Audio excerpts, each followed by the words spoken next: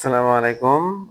আজকে আপনাদেরকে দেখাবো কিভাবে কাঁচা বাজার করে আমি আহ, সাশ্রয়ী মূল্যে কাঁচা বাজার করি। কোথা থেকে করি সেটা যেন আমি কাঁচা বাজার গুলা এক জায়গা থেকে মানে অনেকটা পাইকারি বাজার থেকে কেনার চেষ্টা করি। কাঁচামরিচ 1 কেজি কাঁচামরিচ কিনলে আমি সবচেয়ে ঝাল কাঁচামরিচ কিনছি 80 টাকা দিয়ে।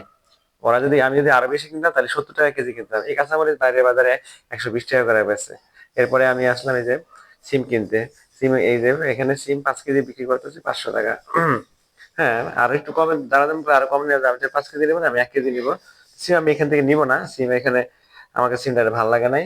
হ্যাঁ, আমি এরপর চলে আসলাম আপনার টমেটোর দোকানে। টমেটো এরা বিক্রি করতেছে পাইকারি 100 টাকা করে। এটা মোটে 150 টাকা করে বিক্রি করতেছে বাজারে। 150, 140 টাকা মানে কাঁচা বাজারে যে কি পরিমাণ লাভ হয় একমাত্র আল্লাহ জানে। হ্যাঁ, এরা এই যে 100 টাকা খুব দিব্যি 100 টাকা বিক্রি করতেছে। 100 টাকা আমি 1 কেজি নিলে 100 টাকা না, আর তো 10 টাকা 20 টাকা বেশি নিবো। আমি এখান থেকে টমেটো নিই নাই, টমেটো অন্য জায়গা থেকে নিবো। আমি আজকে দেখাবো আপনাদের আমি এই আমার এই 700-800 টাকার বাজারে কমপক্ষে আমি 300 থেকে 400 টাকা সেভ করলাম। দেখেন এই যে কপি, এই কপিগুলো আমার কাছে 50 টাকা চাচ্ছে, কিন্তু আমি এই দোকান থেকে কপি নিব না, কারণ আমি কোনো জিনিস এক দোকান থেকে কিনি না, এক দোকান থেকে যাচাই করে কিনি না। আমি কমপক্ষে প্রত্যেকটা জিনিস মিনিমাম দুই দোকান যাচাই করে জিনিসটা ক্রয় করার চেষ্টা করি। আপনারা তাই করবেন, যাতে করে আপনার দেখবেন ঠকার চান্সটা খুব কম থাকে। মানে ঠকানোর জন্য এক পায়ে দাঁড়ায় আছে, আপনাকে ঠকাবেই। সে কিভাবে কিভাবে ঠকাবে আপনি নিজে টের পাবেন না, ঠকার পরে বুঝবেন আল্লাহ আমি ঠকছি। আমি এরকম অনেকবার ঠকছি। যাই হোক, এখন একটু কম ঠকার চেষ্টা করি। এই কপি আমার সাথে অনেকেই দরদাম করতেছে, কিন্তু উনি কপি দিবে না। তবে এইখান থেকে কপি কিনলো, এই 50 টাকা করে কপি কিনলে আমি লাভবান হবেন, কারণ এই কপিগুলো বাইরে 60 টাকা 70 টাকা করে একটা কপি।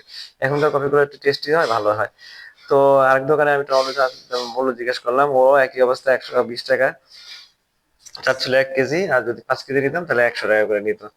হ্যাঁ, যাই হোক, আমি টমেটো দাম একটু শসার দাম জিজ্ঞেস করলাম। শসা হলো 50 টাকা 60 টাকা কেজি। শসার দাম বাজার খুচরা বাজারে কত আমার জানা নাই, এটা আপনারা জানলে আমাকে জানাবেন। তো শসাটা কিনা আমি প্রয়োজন মনে করি না এখন, কারণ আমার কাছে এটা এখন আপাতত দাম বেশি মনে হচ্ছে। হ্যাঁ, এই শসাটা এটা অতিরিক্ত এটা। তারপরে এই যে এই যে ওনার কাছ থেকে আমি ধন্যবাদ কিনলাম 1 কেজি। 1 কেজি ধন্যবাদ কত জানেন আপনারা? 60 টাকা। আর এই ধন্যবাদ খুচরা বাজারে পানি দিয়া 100 গ্রাম বাড়াইয়া বিক্রি করে হলো আপনার 120 টাকা করে। মানে 60 টাকা লাভ। এটা মনে ভাই, শোনেন, তারা তো ঠকাবেই, কিন্তু আপনার কিভাবে ঠকা থেকে বাঁচবেন এটা দায়িত্ব আপনার। হ্যাঁ, আপনার আল্লাহ আপনার বিবেক বুদ্ধি দিছে।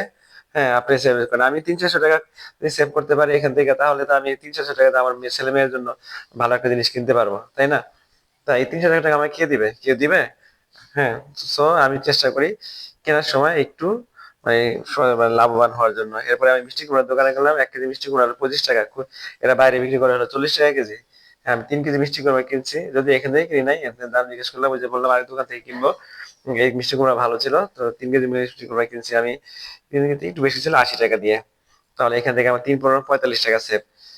এইবার ফুলকপি ওইখান থেকে কিনে নিয়ে এইখান থেকে ফুলকপি কিনছি। এই ফুলকপি ওই যে বললাম দুই দোকান যাচাই করবো, এখানে ফুলকপি 40 টাকা করে, এবং এরা দেখেন একদম প্যাকেট ইনটেক করা, মানে ওরা ওই বিভিন্ন ডিস্ট্রিক্ট থেকে এনে প্যাকেটটা খুলে কেবল বিক্রি করতেছে। এখান থেকে দুইটা ফুলকপি কিনলাম আমি 80 টাকা দিয়ে। এর ছেলেটাও খুব ভালো ছিল, ভালো ব্যবহার করেছে। হ্যাঁ, ফুলকপি কিনলাম। এরপরে আমি ফুলকপি কেনার পর 2 কেজি পেঁপে কিনছি। আমি 2 কেজি পেঁপে কিনছিলাম 50 টাকা দিয়ে।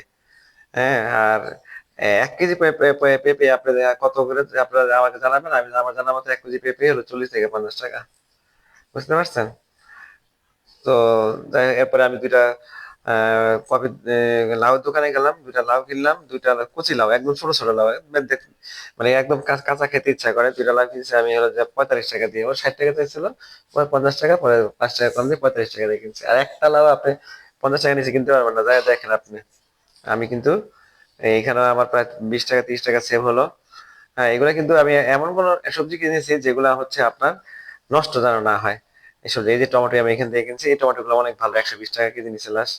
আর এই টমেটো গুলো 140 টাকা, মানে 140 টাকা দাম 1 টাকা কম কিনতে পারবেন না।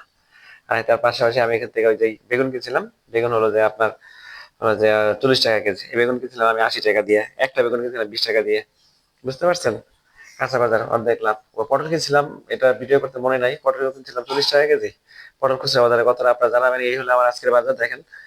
পেয়ারাও কিনছিলাম, 1 কেজি পেয়ারা কিনছি 60 টাকা দিয়ে। আর কলা কিনছিলাম, কলা কিনছিলাম হচ্ছে আপনার 15টা কলা কিনছিলাম 40 টাকা দিয়ে। হ্যাঁ, এই হলো আমার আজকের বাজার। এই বাজার দিয়ে আমি সুন্দর মতো ১ সপ্তাহ আমার চলে যাবে। আর সবচেয়ে বড় কথা এখানে কি সুবিধা জানেন? এই বাজারগুলোকে আমার বারবার বাজারে যেতে হবে না। এটা আমার খুব হেঁচা লাগে। প্রত্যেকদিন প্রত্যেকবার বাজারে যাও, এটা নাই, এটা নাই, এটা আমার শুনতে খুব খারাপ লাগে। এজন্য আমি বাজারগুলো একসাথে করার চেষ্টা করেছি। এবং যে বাজারগুলো কিনেছি যেগুলো নষ্ট হওয়ার চান্স কম। আর এখানে তো ঠান্ডা, নষ্ট কম হবে। তো আপনার আশেপাশে যদি এরকম বাজার থাকে এখান থেকে বাজার কিনে সাশ্রয়ী মূল্যে আপনার ৩00-৪০০ টাকা ইজিলি আপনি সেভ করতে পারবেন। আর আপনার ফ্রিজ তো সবার বাসায় আছে। ধন্যবাদ সবাইকে।